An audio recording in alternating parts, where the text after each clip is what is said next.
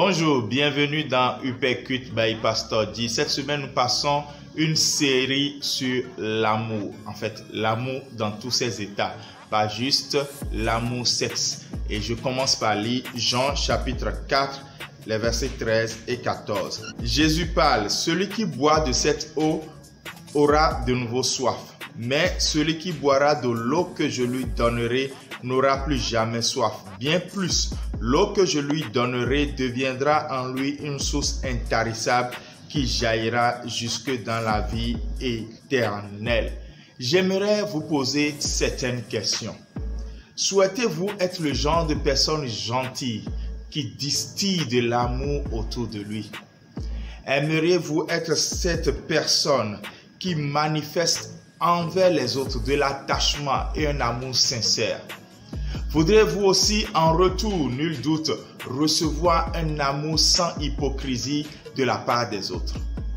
J'aimerais vous dire que tout ceci démarre par un principe bien simple, mais un principe fermement établi. L'on ne donne que ce que l'on a et l'on ne reçoit que ce que l'on donne. Un amour reçu est un amour répandu. Et un amour répandu est un amour attiré. Lorsque vous avez reçu de la haine, vous allez donner naturellement de la haine et vous allez attirer en retour de la haine. Lorsque je vois une personne qui est désagréable, je comprends automatiquement que la personne ne fait qu'exprimer ce qui est au fond de son âme.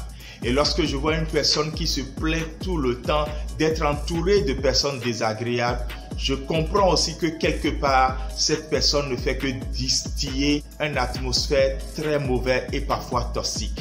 Bien-aimé, Jésus l'a dit et c'est assez clair.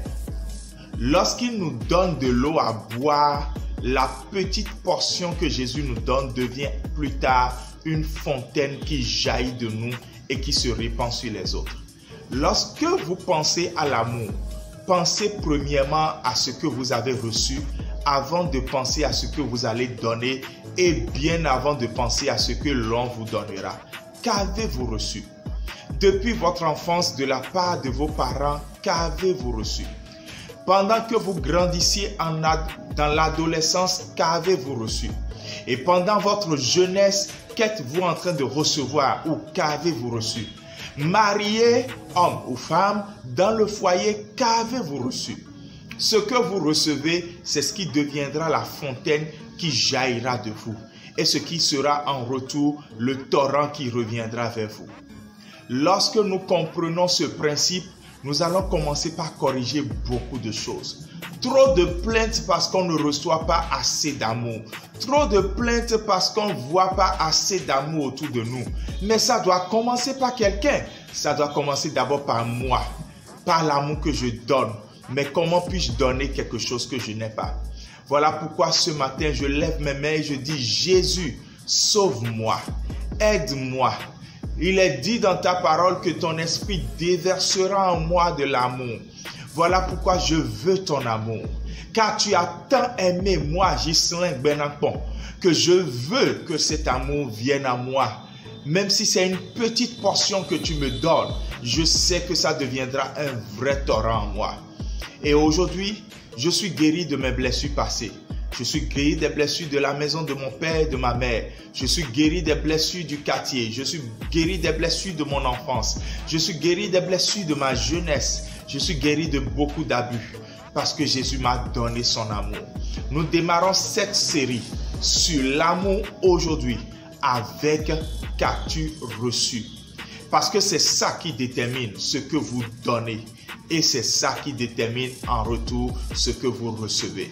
Je prie pour chacun d'entre nous afin que cette semaine sur l'amour guérisse plusieurs. Je prie, tu seras la première personne guérie au nom de Jésus.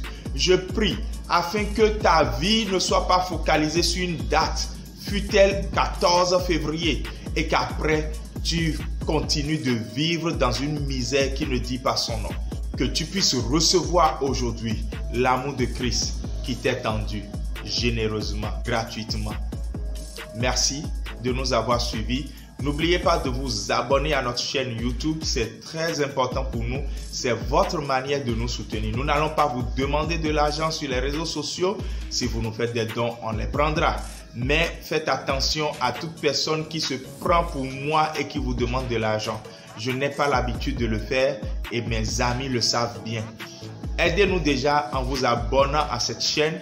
Aidez-nous déjà en partageant cela à vos amis, peu importe d'où vous nous suivez des 4 coins du monde. Que le Seigneur vous bénisse. Shalom et à demain. Je suis Ghislain Guézo Yamongbe, affectueusement appelé Pasteur G. Bye.